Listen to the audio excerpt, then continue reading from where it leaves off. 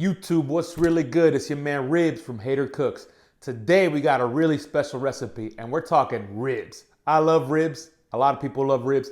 These are ribs that you can make at home. There's no wood, there's no smoke, there's none of that authentic stuff. So please, please, please save the complaints. This is about cooking ribs at home in the oven. Just so you know, I screwed up the audio on the original clip. So today I'm gonna come at you with some voiceover action. Nonetheless, a lot of food porn up in here. So I hope you're ready. This ain't safe for work, y'all.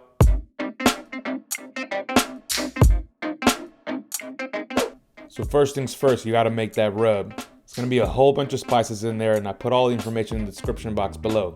So just go ahead and mix all of those up in a bowl, and then once they're all in there, start to stir around with a whisk. You gotta whisk it up real good to make sure you break up all the brown sugar. If your brown sugar is solid, you wanna make sure to microwave it beforehand to get it soft. That way everything incorporates nicely.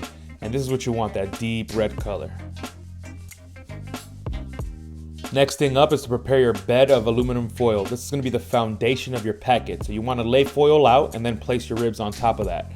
After that, you want to grab your ketchup, squirt a bunch of it over the ribs, spread it around with your hands, and then you're ready to start putting the rub on the ribs. Sprinkle that rub really liberally all over the ribs. Do not be scared. You cannot over rub, I promise. So just keep sprinkling on there until you got a nice coat and then rub it in there real good. Get in there, massage the meat, treat it real nice. You gotta make sure the meat is happy before it goes in the oven. And of course you do that to both sides.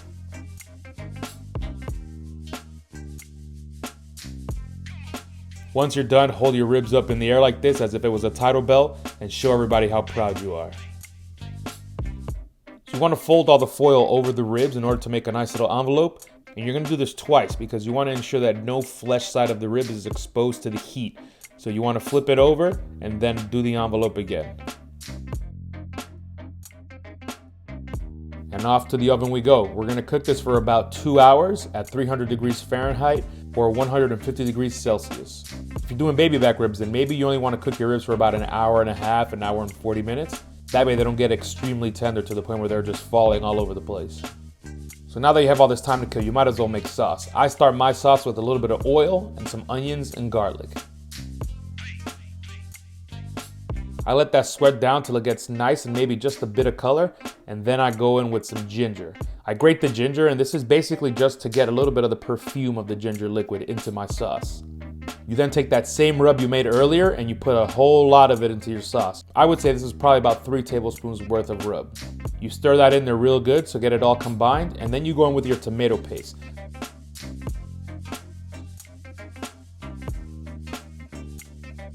I then add in some vinegar to deglaze the pan, and that's gonna be the last ingredient before we add any water. The whole point of this process is to create a nice base layer for your sauce. This is actually what's gonna give your sauce body and texture. So now that our paste is fully incorporated, I'm gonna go ahead and add in the water. This is about 2 cups of water. I'll let this whole sauce mixture cook for about 45 minutes. Initially, I'll bring it to a high boil, and once it gets there, then I'll bring it down to a very low boil. You definitely want the sauce to reduce a bit, so you want a bit of that boiling action. Oh yeah, look at that, it's a barbecue sauna. I would definitely pay some money to be in there. So I take my ribs out of the oven and I cut the package open with a knife, revealing this beautiful mess of ribs. Look at that.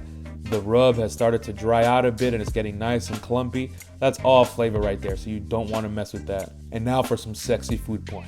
I drizzle my sauce all over the ribs, nice and gently.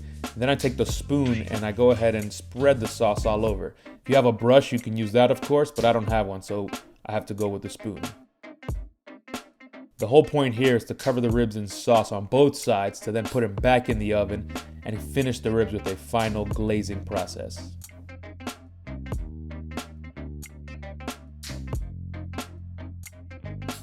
Alright, after about 10 minutes at a high broiler, these ribs are basically ready to go. Look at man, this is just so good.